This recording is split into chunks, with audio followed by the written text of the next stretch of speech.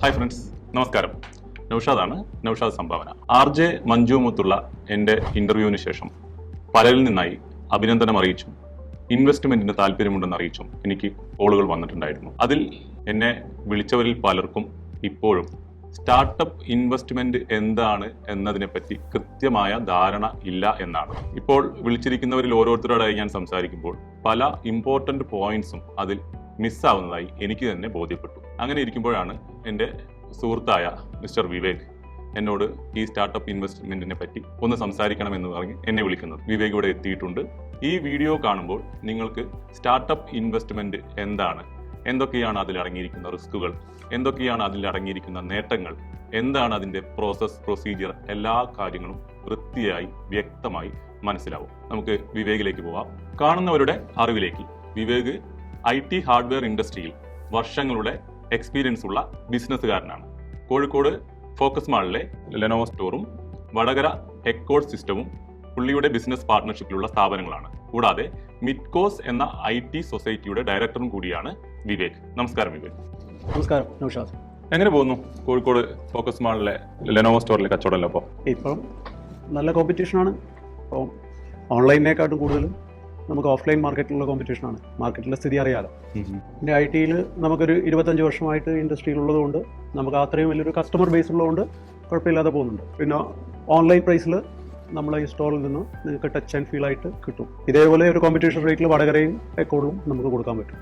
Investment എന്ന് പറയുമ്പോൾ വിവേകിന്റെ മനസ്സിൽ ശരിക്കും പറഞ്ഞാൽ ആദ്യം വരുന്ന ഐഡിയ അല്ലെങ്കിൽ സംഭവങ്ങൾ എന്തൊക്കെയാണ്?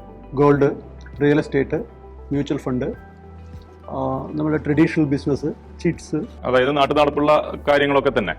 ഇതിലൊന്നും പെടാത്ത ഈ ഒരു സ്റ്റാർട്ടപ്പ് ഇൻവെസ്റ്റ്മെന്റ്, അതെന്താണ് ഈ വിവേകിന്റെ ഈ ഒരു ഇൻവെസ്റ്റ്മെന്റ് ലിസ്റ്റിൽ തന്നെ വരാത്തത്? അതിന് പ്രത്യേകിച്ച് എന്തെങ്കിലും കാരണമുണ്ടോ? സത്യം പറയുകയാണെങ്കിൽ ഈ സ്റ്റാർട്ടപ്പിനെ പറ്റിയിട്ട് നമ്മളൊരു 10 കൊല്ലമായിട്ടെങ്കിലും കേട്ടിട്ടുണ്ടെങ്കിലും ഈ സ്റ്റാർട്ടപ്പിൽ ഇൻവെസ്റ്റ്മെന്റ് ചെയ്യുക എന്നുള്ളത് ഇപ്പം നൗഷാദ് പറഞ്ഞ സമയത്താണ് അതിനെപ്പറ്റി എനിക്കറിയാം. അതുകൊണ്ട് തന്നെയാണ് വിവേകിനോട് ഞാൻ നേരിട്ട് വരാൻ പറഞ്ഞതും ഇങ്ങനെ ഒരു കാര്യം ഷൂട്ട് ചെയ്യാമെന്ന് തീരുമാനിച്ചതും. അപ്പോൾ ഈ വീഡിയോ കണ്ടു കഴിയുമ്പോൾ പലർക്കും സ്റ്റാർട്ടപ്പ് ഇൻവെസ്റ്റ്മെന്റിനെ പറ്റി വ്യക്തമായ ധാരണ കിട്ടാൻ അത് സഹായിക്കും. ഈ ഗോൾഡിലായാലും നമ്മളുടെ സാധാ ഇൻവെസ്റ്റ്മെന്റിലായി കഴിഞ്ഞാലും നമ്മൾ ഇൻവെസ്റ്റ് ചെയ്യേണ്ടത് പൈസയല്ലേ. അപ്പോൾ ഈ സ്റ്റാർട്ടപ്പ് ഇൻവെസ്റ്റ്മെന്റും ഈ ഇൻവെസ്റ്റ്മെന്റും തമ്മിലുള്ള വ്യത്യാസം എന്താണ്? ട്രഡീഷണൽ ബിസിനസ്സിൽ ഒരു ഗ്യാരണ്ടി ഉണ്ട്, അവിടെ ഒരു പ്രോഫിറ്റ് ഉണ്ട്, ഒരു മാർജിൻ ഉണ്ട്, അതിനൊരു ലിമിറ്റും ഉണ്ട്. ട്രഡീഷണൽ ബിസിനസ്സിന് നിങ്ങൾക്ക് പ്രോഫിറ്റ് ആണ് കൊണ്ടുതരുന്നതെങ്കിൽ സ്റ്റാർട്ടപ്പ് ഇൻവെസ്റ്റ്മെന്റ്, അതായത് വിജയിച്ച ഒരു സ്റ്റാർട്ടപ്പ് ഇൻവെസ്റ്റ്മെന്റ് നിങ്ങൾക്ക് തലമുറകളുടെ വെൽത്ത് ആണ് കൊണ്ടുതരുന്നത്, പ്രോഫിറ്റ് അല്ല. പ്രോഫിറ്റും വെൽത്തും തമ്മിൽ വ്യത്യാസമുണ്ട്.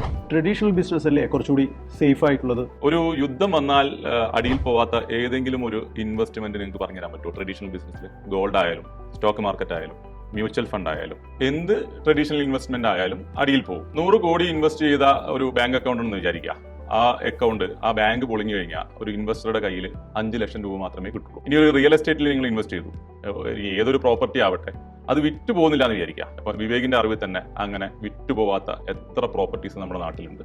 അപ്പൊ എല്ലാ ഇൻവെസ്റ്റ്മെന്റ്സും ഒരു കണക്കിന് അല്ലെങ്കിൽ വേറൊരു കണക്കിന് മാർക്കറ്റ് റിസ്കുമായിട്ട് ലിങ്ക്ഡ് ആണ്. സ്റ്റാർട്ടപ്പ് ഇൻവെസ്റ്റ്മെന്റും അതുപോലെ തന്നെ മാർക്കറ്റ് റിസ്കുമായിട്ട് ലിങ്ക്ഡ് ആണ്. ഈ സ്റ്റാർട്ടപ്പ് ബിസിനസ് ഇൻവെസ്റ്റ്മെന്റ് പരിപാടി എപ്പോൾ തുടങ്ങിയതാണ്? 1946 US ശരിക്കും പറഞ്ഞാൽ വേൾഡിലെ ആദ്യത്തെ സ്റ്റാർട്ടപ്പ് ഇൻവെസ്റ്റ്മെന്റിന് വേണ്ടിയിട്ടുള്ള വെഞ്ചർ ക്യാപിറ്റൽ കമ്പനി ഫോം ചെയ്യുന്നത്. American research and development corporation, ARDC എന്ന പേരുള്ള കമ്പനിയായിരുന്നു ഇത്. അവര് 1957 $70,000 ഇൻവെസ്റ്റ് ചെയ്ത DEC അഥവാ digital equipment corporation 1968 IPO list ചെയ്തപ്പോൾ ഇതേ ARDCക്ക് തിരിച്ചു പെട്ടിയിലായത് ശരിക്കും പറഞ്ഞാൽ 266 കോടി രൂപയായിരുന്നു. അത് ഇന്ത്യൻ റുപ്പിയിലേക്ക് കൺവേർട്ട് ചെയ്യുകയാണെങ്കിൽ 1957 ARDC 3,33,000 രൂപ ഇൻവെസ്റ്റ് ചെയ്യുന്നു. ഇതേ കമ്പനിക്ക് 11 വർഷത്തിന് ശേഷം തിരിച്ചു കിട്ടുന്നത് 266 കോടി. അതായത് 5000 മടങ്ങിൽ കൂടുതലാണ് 11 വർഷം കൊണ്ട് കിട്ടിയ റിട്ടേൺ. ലോകത്തിൽ ഇങ്ങനെ ഒരു റിട്ടേൺ വേറെ ഒരു ബിസിനസ്സിനും കിട്ടില്ല. അതാണ് നമ്മൾ വെൽത്ത് എന്ന് പറയുന്നത്. 1990 കാലഘട്ടത്തിലാണ് ഇത് വേൾഡ് വൈഡ് വ്യാപകമായിട്ട് ആളുകൾ ഈ പറഞ്ഞ VC and startup investments use ചെയ്യാൻ തുടങ്ങിയത്. 2010 ശരിക്കും പറഞ്ഞു കഴിഞ്ഞാൽ ഇന്ത്യയിൽ ഇതിന്റെ ഒരു തരംഗം വരുന്നത്. കേരളത്തിൽ ഇപ്പോഴും 1% ആളുകൾക്ക് പോലും ഇത് എന്താണെന്ന് പോലും അറിയില്ല എന്നുള്ളതാണ് ശരിക്കും പറഞ്ഞാൽ യാഥാർത്ഥ്യം. അത് VC അല്ലേ, ഞങ്ങൾ സാധാരണ വ്യക്തികളും അല്ലേ. അപ്പോൾ നമ്മൾ സ്റ്റാർട്ടപ്പ് കമ്പനിയിൽ ഇൻവെസ്റ്റ് ചെയ്യുമ്പോൾ ശ്രദ്ധിക്കേണ്ട കാര്യങ്ങൾ എന്തൊക്കെയാണ്? ആദ്യം തന്നെ നിങ്ങൾ ഇൻവെസ്റ്റ് ചെയ്യാൻ പോകുന്ന കമ്പനി സ്റ്റാർട്ടപ്പ് കമ്പനിയാണോ സ്റ്റാർട്ടപ്പ് ഇന്ത്യ കമ്പനിയാണോ എന്നുള്ളത് നിങ്ങൾ അറിയണം. ഓക്കെ, അപ്പൊ നിങ്ങൾ വിചാരിക്കും ഈ രണ്ടും തമ്മിൽ എന്താ വ്യത്യാസം, സ്റ്റാർട്ടപ്പ് കമ്പനിയും സ്റ്റാർട്ടപ്പ് ഇന്ത്യ കമ്പനിയും തമ്മിൽ എന്താ വ്യത്യാസം? ഒരു ഇന്ത്യ ഒന്നിലുണ്ട്, ഇന്ത്യ മറ്റതിലില്ല. ശരിക്കും പറഞ്ഞാൽ അത് തന്നെയാണ് വ്യത്യാസം. എന്താ അതിന്റെ വ്യത്യാസം എന്ന് വെച്ച് കഴിഞ്ഞാൽ, ഏതൊരു കമ്പനിയും ഒരു കൂട്ടം ചെറുപ്പക്കാരോ രണ്ടുപേരോ ചേർന്നുണ്ടാക്കുന്ന ഒരു കമ്പനിയെ നമുക്ക് സ്റ്റാർട്ടപ്പ് കമ്പനി എന്ന് വിളിക്കാം. പക്ഷേ ആ startup company startup India company ആയി മാറണം എന്നുണ്ടെങ്കിൽ അത്യാവശ്യം സങ്കീർണമായ കുറച്ച് നടപടിക്രമങ്ങളിലൂടെ കടന്നു പോകേണ്ടതുണ്ട്. അതിലൊന്ന് പ്രോബ്ലം സോൾവ് ചെയ്യുന്നതായിരിക്കണം, രണ്ടാമത്തത് ഇന്നോവേറ്റീവ് ആയിരിക്കണം, മൂന്നാമത്തത് ഒരു സ്കെയിലബിൾ ആയ ബിസിനസ് ഐഡിയ ആയിരിക്കണം, അതിൽ നിന്നും എംപ്ലോയ്മെന്റ് ജനറേറ്റ് ചെയ്യണം, തൊഴിലവസരങ്ങൾ നമുക്ക് സമൂഹത്തിൽ സൃഷ്ടിക്കാൻ പറ്റണം. അതിലെ ഏറ്റവും ഇമ്പോർട്ടന്റ് ആയിട്ടൊരു പോയിന്റ് അവസാനമായി വരുന്നത് അത് വെൽത്ത് ജനറേറ്റ് ചെയ്യണം എന്നുള്ളത് കൂടിയാണ്. അപ്പൊ ഈ 4-5 ഘടകങ്ങൾ ഉള്ള ഒരു സ്റ്റാർട്ടപ്പ് കമ്പനിയെ മാത്രമേ സ്റ്റാർട്ടപ്പ് ഇന്ത്യ കമ്പനി ആയിട്ട് കേന്ദ്ര ഗവൺമെന്റ് അംഗീകരിക്കുകയുള്ളൂ. ഓക്കെ, അത് പോരാഞ്ഞ് ആ കമ്പനി 10 വർഷത്തിൽ താഴത്തായിരിക്കണം രജിസ്ട്രേഷൻ ഇന്ത്യയിൽ നടത്തിയിട്ട് 10 വർഷത്തിൽ കൂടാൻ പാടില്ല, 100 കോടി രൂപ ഒരു ഫിനാൻഷ്യൽ ഇയറിലും ടേൺ ഓവറിൽ അധികമാകാൻ പാടില്ല. അങ്ങനെ ഒരുപാട് ക്രൈറ്റീരിയ. അതിൽ പിന്നെയുണ്ട് രജിസ്ട്രേഷനിൽ വരുന്നുണ്ട് LLP കമ്പനിയോ പ്രൈവറ്റ് ലിമിറ്റഡ് കമ്പനിയോ OPCയോ രജിസ്റ്റേർഡ് പാർട്ണർഷിപ്പോ ആയിരിക്കണം. അങ്ങനെ ഒരുപാട് നിബന്ധനകൾ വെച്ചിട്ടുണ്ട് ഒരു startup company startup India company ആകാൻ വേണ്ടിയിട്ട്. അപ്പോൾ സെൻട്രൽ ഗവൺമെന്റിന്റെ കീഴിലുള്ള DPIIT ഇതെല്ലാം അസസ് ചെയ്തതിനു ശേഷം ഇത്രയും കാര്യങ്ങൾ ഫോളോ ആണെങ്കിൽ മാത്രമേ നിങ്ങൾക്ക് സ്റ്റാർട്ടപ്പ് ഇന്ത്യ എന്ന പേരുള്ള റെക്കഗ്നീഷൻ സർട്ടിഫിക്കറ്റ് തരുള്ളൂ. DPIIT ആണ് നിങ്ങൾക്ക് സർട്ടിഫിക്കറ്റും നമ്പറും അലോട്ട് ചെയ്യുന്നത്. അപ്പോൾ നിങ്ങൾ ആദ്യം മനസ്സിലാക്കേണ്ടത് ഇതൊരു സ്റ്റാർട്ടപ്പ് കമ്പനിയാണോ സ്റ്റാർട്ടപ്പ് ഇന്ത്യ കമ്പനിയാണോ എന്നാണ്. മോർ ഓവർ ഒരു ഇൻവെസ്റ്ററെ കാഴ്ചപ്പാട് നോക്കുകയാണെങ്കിൽ നിങ്ങൾ അസസ് ചെയ്യുന്നതിന് മുമ്പ് തന്നെ ഗവൺമെന്റ് തലത്തിൽ ഒരു അസസ്മെന്റ് നടന്നിരിക്കുന്നു. Startup India company wealth generate ചെയ്യുന്നുള്ള കാര്യം, ഇത് ഇന്നോവേറ്റീവ് ആണെന്നുള്ള കാര്യങ്ങളൊക്കെ ഓൾറെഡി അസസ്ഡ് ആണ്. അപ്പോൾ നിങ്ങൾ ശ്രദ്ധിക്കേണ്ട കാര്യം മെയിൻ ആയിട്ട് ഒരു സ്റ്റാർട്ടപ്പ് കമ്പനിയിൽ ഇൻവെസ്റ്റ് ചെയ്യാനുണ്ടെന്ന് ഒരാൾ പറയുകയാണെങ്കിൽ അവരോട് ചോദിക്കേണ്ട മെയിൻ സാധനം, ഫസ്റ്റ് സാധനം DPIIT സർട്ടിഫിക്കറ്റ് ഉണ്ടോ ഇല്ലയോ എന്നുള്ള കാര്യമാണ്. രണ്ടാമത് സ്റ്റാർട്ടപ്പ് ഇന്ത്യ കമ്പനി ആയാലും സ്റ്റാർട്ടപ്പ് കമ്പനി ആയാലും നിങ്ങൾ സെലക്ട് ചെയ്യേണ്ട കുറച്ച് ക്രൈറ്റീരിയാസ് ഉണ്ട്, അസസ് ചെയ്യേണ്ട കുറച്ച് കാര്യങ്ങളുണ്ട്. അത് ഏറ്റവും ഇമ്പോർട്ടന്റ് ആയിട്ടുള്ള കാര്യം ഫൗണ്ടേഴ്സ് ആരാണെന്ന് നോക്കുക. അതായത് ഒരു സ്ഥാപനത്തിന്റെ അടിത്തറ എന്ന് പറയുന്നത് ഫൗണ്ടേഴ്സ് ആണ്. ആ അടിത്തറ ഉറച്ചതാണെങ്കിൽ ബാക്കി അതിന് മുകളിൽ കെട്ടിയുണ്ടാക്കുന്ന എല്ലാ കാര്യങ്ങളും അത്യാവശ്യം താങ്ങിക്കോളുന്ന ഒരു കൺസെപ്റ്റ് നമ്മുടെ നാട്ടിലുണ്ടല്ലോ. പക്ഷെ അടിത്തറയെ ക്ഷയിച്ചതാണെങ്കിൽ അതിന്റെ മുകളിൽ നിങ്ങൾ എന്ത് ഡെക്കറേറ്റ് ചെയ്ത് വെച്ചിട്ടും കാര്യമില്ല. അപ്പൊ ഏറ്റവും ഇമ്പോർട്ടന്റ് ആയി ശ്രദ്ധിക്കേണ്ട ഒരു ഘടകം, ആരാണ് ഇത് തുടങ്ങുന്നത്? കുട്ടികളി കളിക്കാൻ വേണ്ടിയിട്ട് കുറച്ച് ആൾക്കാർ ചേർന്നിട്ട് തുടങ്ങുന്നതാണോ? ഇനി സിഒ എന്നൊക്കെ പറഞ്ഞിട്ടുള്ള കുറെ പോസ്റ്റുകൾ കിട്ടാൻ വേണ്ടിയിട്ട് അങ്ങനെയുള്ള കുറച്ച് ആൾക്കാർ ചേർന്ന് ചെയ്യുന്നതാണോ? അങ്ങനെയുള്ള കുറച്ച് കാര്യങ്ങൾ നിങ്ങൾ ഈ പറഞ്ഞിരിക്കുന്ന ഫസ്റ്റ് ഭാഗത്തിൽ തന്നെ ശ്രദ്ധിക്കണം. എന്താണ് ഈ കമ്പനി തുടങ്ങിയിരിക്കുന്നതിന് പിന്നിലുള്ള ലക്ഷ്യം? ആരാണ് ഇത് തുടങ്ങിയിരിക്കുന്നത്? ഈ ഫൗണ്ടേഴ്സിന് ഇതിനെപ്പറ്റി കൃത്യമായ വിഷൻ ഉണ്ടോ? വിഷൻ, ഫൗണ്ടേഴ്സ്, ഇവരെ പറ്റി കൃത്യമായ ധാരണ നിങ്ങൾക്ക് ഉണ്ടായിരിക്കണം. നമ്മൾ ശ്രദ്ധിക്കേണ്ട ഒരു കാര്യം എന്ന് വെച്ച് കഴിഞ്ഞാൽ ബിസിനസ് മോഡലാണ്. ഇവരുടെ സർവീസ് അല്ലെങ്കിൽ പ്രോഡക്റ്റ് എന്ത് മോഡലാണ് ചെയ്യാൻ പോകുന്നത്? B2C ആണോ, B2B ആണോ, B2G ആണോ? അങ്ങനെയുള്ള മോഡൽസ് ഏതാണെന്നുള്ളത് നിങ്ങളുടെ ഭാഗത്ത് നിന്ന് നിങ്ങൾക്ക് അസസ് ചെയ്യാൻ പറ്റും. കൊടുക്കുന്ന പ്രൊഡക്റ്റ് അല്ലെങ്കിൽ സർവീസ് നമ്മുടെ മാർക്കറ്റിലുള്ള ഒരു പ്രോബ്ലത്തിനെ അഡ്രസ് ചെയ്യുന്നതും അത് സോൾവ് ചെയ്യുന്നതുമായിരിക്കണം. പിന്നത്തെ ഏറ്റവും ഇമ്പോർട്ടന്റ് ആയിട്ടുള്ള പോയിന്റ് റവന്യൂ, മാർക്കറ്റ് പൊട്ടൻഷ്യൽ എന്നീ 2 കാര്യങ്ങളാണ് നമ്മൾ അതിൻ്റെ അകത്ത് നോക്കാനുള്ളത്. അതിനകത്ത് തന്നെ നോക്കേണ്ടത് ഈ ഒരു പ്രൊഡക്റ്റ് ഈ മാർക്കറ്റിൽ എത്രത്തോളം ആക്സെപ്റ്റ് ചെയ്യപ്പെടും. അപ്പം വേറെ ആരെങ്കിലും കോമ്പറ്റീറ്റർ ആയിട്ട് ഈ മാർക്കറ്റിലുണ്ടോ? ഈ മാർക്കറ്റിൽ ഈ ഒരു പ്രൊഡക്റ്റിന്റെയോ സർവീസിന്റെയോ ആവശ്യം തന്നെയുണ്ടോ? ഇനി ഇതിന്റെ ബിസിനസ് എങ്ങനെയാണ് റൺ ചെയ്യുന്നത്? ഇതിന് ഡിമാൻഡ് എത്രത്തോളം മാർക്കറ്റിലുണ്ട്? ഇനി സീസണൽ ആയിട്ടുള്ള ബിസിനസ് ആണോ? ഇതിന്റെ കോമ്പറ്റീറ്റേഴ്സ് ആയിട്ട് വരുന്ന കമ്പനികൾ ഇപ്പൊ മാർക്കറ്റിൽ എവിടെ നിൽക്കുന്നു? അവരുടെ പ്രൊഡക്റ്റ് അല്ലെങ്കിൽ സർവീസ് എങ്ങനെയാണ് ആക്സെപ്റ്റ് ചെയ്യപ്പെട്ടിട്ടുള്ളത്? അവർ കൊടുക്കുന്ന സർവീസിൽ നിന്നോ അല്ലെങ്കിൽ പ്രൊഡക്റ്റിൽ നിന്നോ വ്യത്യസ്തമായിട്ട് നിങ്ങളുടെ കമ്പനി നിങ്ങളുടെ ഈ പ്രൊഡക്റ്റ് ഉപയോഗിച്ചിട്ട് എന്ത് വ്യത്യാസമാണ് വരുത്താൻ പോകുന്നത്? നിങ്ങളുടെ കമ്പനിയുടെ പ്രൊഡക്റ്റിന്റെ സർവീസിന്റെ അല്ലെങ്കിൽ അതിന്റെ ഒരു യുണീക്നെസ് എന്താണ്? ഇത്രയും കാര്യങ്ങൾ നിങ്ങൾ പറഞ്ഞിരിക്കുന്ന കമ്പനി അല്ലെങ്കിൽ അവരുടെ പ്രൊഡക്റ്റോ സർവീസിൽ ഉണ്ട് എന്നുള്ളത് നിങ്ങൾ വ്യക്തമായിട്ട് മനസ്സിലാക്കിയിരിക്കേണ്ട ഒരു വളരെ ഇമ്പോർട്ടന്റ് ആയിട്ടുള്ള ഘടകമാണ്. സ്കെയിലബിലിറ്റി എന്ന് പറഞ്ഞൊരു കാര്യമാണ് ശരിക്കും പറഞ്ഞാൽ ഇനി നിങ്ങൾ ഒരു കമ്പനിയിൽ ചെക്ക് ചെയ്യേണ്ട ഏറ്റവും വലിയൊരു കാര്യം. സ്കെയിലബിലിറ്റി എന്ന് പറഞ്ഞു കഴിഞ്ഞാൽ മിനിമം ഇൻവെസ്റ്റ്മെന്റ് നടത്തിക്കൊണ്ട് ആ കമ്പനിക്ക് വേറെ ജിയോഗ്രാഫിക്കൽ ഏരിയയിലേക്ക് എത്ര പെട്ടെന്ന് എക്സ്പാൻഡ് ചെയ്യാൻ പറ്റും എന്നുള്ളതാണ് ഈ സ്കെയിലബിലിറ്റി എന്നതുകൊണ്ട് ഉദ്ദേശിക്കുന്നത്. ഉദാഹരണത്തിന് വിവേക് ജി ഇപ്പോ കാസർഗോഡ് ഒരു ഹോട്ടലിൽ പാർട്ണറായിട്ട് ഒരു ബിസിനസ്സിൽ പാർട്ണർഷിപ്പിൽ കയറി എന്ന് വിചാരിക്കാം. ആ ഹോട്ടൽ നല്ല രീതിയിൽ നടന്നു പോവുകയാണ്. അപ്പോൾ പാർട്ണേഴ്സ് പറയുന്നു നമുക്ക് കണ്ണൂരും കൂടെ അങ്ങനെ ഒരു ഹോട്ടൽ തുടങ്ങാന്ന് പറയുന്നു. അപ്പോൾ കണ്ണൂര് കാസർഗോഡ് തുടങ്ങിയ ഹോട്ടലിൽ അതേ ഇൻവെസ്റ്റ്മെന്റിലോ അതിൽ കൂടുതലായിരിക്കാം ചിലപ്പോൾ കണ്ണൂർ ഈ ഹോട്ടൽ തുടങ്ങാൻ വേണ്ടി ചെലവാകുക. ആ സമയത്ത് എന്ത് സംഭവിക്കും? വിവേക് ജി കണ്ണൂരുള്ള ഹോട്ടലിൽ പാർട്ണർ ആവണം എന്നുണ്ടെങ്കിൽ എന്താണോ അവിടത്തേക്ക് നിശ്ചയിച്ചിരിക്കുന്ന ഒരു പാർട്ണർ കൊടുക്കാൻ വേണ്ടി നിശ്ചയിച്ചിരിക്കുന്ന ആ പാർട്ണർഷിപ്പ് സംഖ്യ അത് കൊടുത്താൽ മാത്രമേ വിവേക് ജി കണ്ണൂരുള്ള ഹോട്ടലിന്റെ പാർട്ണർ ആവുന്നുള്ളൂ. ഇനി ആ ഒരു ഹോട്ടലിന്റെ ബ്രാൻഡ് അല്ലെങ്കിൽ ആ ഹോട്ടലിന്റെ ശൃംഖല തന്നെ കേരളത്തിൽ ഇങ്ങനെ എല്ലാ സ്ഥലത്തും ആയി എന്ന് വിചാരിക്കാം. അവിടെയൊക്കെ വീണ്ടും വീണ്ടും കൊണ്ടുപോയി വിവേക് ജി ഇൻവെസ്റ്റ് ചെയ്താൽ മാത്രമേ അത്രയും ഹോട്ടൽസിലെ പാർട്ണർ ആണെന്ന് വിവേക്ജിക്ക് പറയാൻ പറ്റുള്ളൂ. അതല്ലെങ്കിൽ വിവേക്ജി കാസർഗോഡ് ഹോട്ടലിന്റെ പാർട്ണർ മാത്രമായിരിക്കും. പക്ഷേ ടെക്നോളജി യൂസ് ചെയ്തിട്ട് ഇപ്പം സപ്പോസ് ഒരു കമ്പനി ഒരു ചെറിയൊരു ഓഫീസിൽ ഇരുന്നിട്ട് കേരളം മുഴുവനുള്ള ഒരു സർവീസ് കൊടുക്കുന്നു വിചാരിക്കുക. ആ കമ്പനിക്ക് ആ സർവീസ് തമിഴ്നാട്ടിലേക്ക് എക്സ്പാൻഡ് ചെയ്യണം അല്ലെങ്കിൽ എക്സ്റ്റെൻഡ് ചെയ്യണമെന്നുണ്ടെങ്കിൽ അവർക്ക് അവിടെ പോയിട്ട് ഓഫീസ് തുറക്കേണ്ട കാര്യം വരുന്നില്ല. കർണാടക പോയി ചെയ്യണമെന്നുണ്ടെങ്കിൽ കർണാടകയിൽ പോയി ഓഫീസ് തുറക്കേണ്ട കാര്യം വരുന്നില്ല. നിലവിലുള്ള ഓഫീസിൽ തന്നെ IT-യിൽ ഇൻവെസ്റ്റ് ചെയ്തുകൊണ്ട് അവർക്ക് ബാക്കിയുള്ള സ്ഥലങ്ങളിലേക്ക് കൂടെ സർവീസ് കൊടുക്കാൻ പറ്റും. അപ്പൊ വിവേക്ജി ഇനീഷ്യൽ ഇൻവെസ്റ്റർ ആണെന്ന് വിചാരിക്കുക. ഇവർ തമിഴ്നാട്ടിലോ കർണാടകയിലോ രാജസ്ഥാനിലോ ഇന്ത്യ മുഴുവൻ എവിടെ വേണമെങ്കിലും പോയിക്കോട്ടെ, ഇനീഷ്യൽ ഇൻവെസ്റ്റ്മെന്റ് മാത്രമേ വരുന്നുള്ളൂ. വിവേക്ജി ഈ കമ്പനി എവിടെയൊക്കെ എക്സ്പാൻഡ് ആയി പോയി കഴിഞ്ഞാലും ഈ ഇനീഷ്യൽ ഇൻവെസ്റ്റ്മെന്റ് വെച്ചിട്ട് തന്നെ ആ കമ്പനിയുടെ എല്ലാ കാലത്തെയും പാർട്ണർ ആയിരിക്കും. അപ്പൊ ഇത് രണ്ടും പ്രത്യേകം ശ്രദ്ധിക്കുക. നിങ്ങളുടെ കമ്പനിക്ക് സ്കെയിലബിലിറ്റി ഉണ്ടോ നോക്കുക. ഈ കമ്പനി ഇനിയിപ്പം ടെക്നോളജി കമ്പനി ആയാലും പ്രൊഡക്റ്റ് ആയാലും എന്ത് തന്നെയായാലും ഇതൊരു വാർഡിലാണോ ഈ സാധനം വിൽക്കാൻ പോകുന്നത്, ഇതിന്റെ മാക്സിമം ലിമിറ്റ് ഒരു ജില്ലയിലേക്കാണോ, അല്ലെങ്കിൽ ഒരു 2-3 ജില്ലയിലേക്കാണോ, അല്ലെങ്കിൽ ഒരു കേരളം എന്ന് പറഞ്ഞ ഒരു സ്റ്റേറ്റിൽ മാത്രം ഒതുങ്ങി പോകുന്ന ഒരു പ്രൊഡക്റ്റോ സർവീസോ ആണോ, അതല്ല ഇനി നല്ല എക്സ്പാൻഷൻ ചാൻസ് ഉണ്ടോ, വേറെ സ്റ്റേറ്റിലേക്കൊക്കെ പോകാനുള്ള പൊട്ടൻഷ്യൽ ഉള്ള ഒരു സാധനമാണോ എന്നുള്ള കാര്യങ്ങളൊക്കെ നിങ്ങൾ കൃത്യമായിട്ട് മനസ്സിലാക്കിയിരിക്കണം. ഇതാണ് സ്കെയിലബിലിറ്റി എന്ന സാധനം നമ്മൾ കമ്പനിയിൽ ചെക്ക് ചെയ്യുന്നതിനെ കൊണ്ട് ഉദ്ദേശിക്കുന്നത്. നിങ്ങൾ ഇൻവെസ്റ്റ് ചെയ്യാൻ പോകുന്ന കമ്പനിയുടെ ഫിനാൻഷ്യൽസ് നോക്കണം, ട്രാക്ഷൻ നോക്കണം, അവരുടെ പ്രൊജക്ഷൻസ് നോക്കണം. എന്താണ് ഇപ്പൊ നിലവിലുള്ള ട്രാക്ഷൻ, അവരിപ്പോ എത്ര റവന്യൂ ജനറേറ്റ് ചെയ്തിട്ടുണ്ട്, അവർക്ക് എത്ര കസ്റ്റമേഴ്സ് നിലവിൽ ഈ പ്രൊഡക്റ്റ് ഓർ സർവീസ് യൂസ് ചെയ്യുന്നുണ്ട്, അവരുടെ പ്രൊജക്ഷൻ എന്താണ്, എല്ലാ കാര്യങ്ങളും. ഇപ്പൊ അവർ ഫണ്ട് നിലവിൽ എടുത്തിട്ടുണ്ടെങ്കിൽ അത് എന്തിനാണ് യൂസ് ചെയ്തിരിക്കുന്നത്, ഇനി എന്തിനാണ് അവർ ഫണ്ട് എടുക്കുന്നത്, ഇത്രയും കാര്യങ്ങൾ നിങ്ങൾ അറിഞ്ഞിരിക്കണം. പോരാത്തതിന് കസ്റ്റമർ ബേസ് എത്ര, ഇപ്പൊ ചില കമ്പനീസ് പ്രോഫിറ്റ് ഒന്നും ഉണ്ടാക്കിയിട്ടുണ്ടാവുമെന്ന് വരില്ല. കാരണം സ്റ്റാർട്ടപ്പ് കമ്പനീസ് പ്രോഫിറ്റ് ഉണ്ടാക്കുക എന്ന് പറയുന്നത് ശരിക്കും പറഞ്ഞാൽ അവരുടെ ഒരു അജണ്ടയിൽ പെട്ടെന്ന് വരുന്ന ഒരു കാര്യമൊന്നും ആയിരിക്കില്ല. പ്രത്യേകിച്ചും സർവീസ് സെക്ടറിലൊക്കെ ഉള്ള കമ്പനീസ് ആണെങ്കിൽ ആദ്യം യൂസർ ബേസ് ഉണ്ടാക്കുക എന്നുള്ളതിനായിരിക്കും അവർ ഏറ്റവും ഇമ്പോർട്ടൻസ് കൊടുക്കുക. അപ്പൊ നിങ്ങൾ ചെക്ക് ചെയ്യേണ്ടത് എന്താണ്, അവർക്ക് യൂസർ അക്വിസിഷൻ നല്ല രീതിയിൽ നടത്താൻ പറ്റിയിട്ട് നോക്കണം. കാരണം യൂസർ അക്വിസിഷൻ നല്ല രീതിയിൽ നടത്തിയിട്ടുണ്ടെങ്കിൽ മാത്രമേ നാളെ എന്തെങ്കിലും അവർ ഈ പറഞ്ഞിരിക്കുന്ന റവന്യൂ മോഡലിലേക്ക് മാറുന്ന സമയത്ത് ആ യൂസർ ബേസ് നിന്ന് നമുക്ക് ഇതിലേക്ക് കൺവേർട്ട് ചെയ്തിട്ട് റവന്യൂ ക്രിയേറ്റ് ചെയ്യാൻ പറ്റുള്ളൂ. അപ്പം ഈ 3 പോയിന്റ്സും വളരെ ശ്രദ്ധിക്കുക. എന്താണ് കസ്റ്റമർ ബേസ്, അല്ലെങ്കിൽ ഇവരുണ്ടാക്കിയിരിക്കുന്ന റവന്യൂ, ഇവരിപ്പോ നിലവിൽ എന്തെങ്കിലും ഫണ്ട് എടുത്തിട്ടുണ്ടെങ്കിൽ എന്തിനാണ് അത് യൂസ് ചെയ്തിരിക്കുന്നത്, ഇനി വരാൻ പോകുന്ന ഫണ്ട് എന്തിനാണ് ഇവർ യൂസ് ചെയ്യാൻ പോകുന്നത്, ഇതിനെപ്പറ്റിയൊക്കെ കൃത്യമായ ധാരണ ശരിക്കും പറഞ്ഞാൽ ഇൻവെസ്റ്റ് ചെയ്യുന്ന ആളുകൾ ഉണ്ടാക്കിയിരിക്കണം എന്നുള്ള കാര്യം വളരെ ശ്രദ്ധിക്കുക.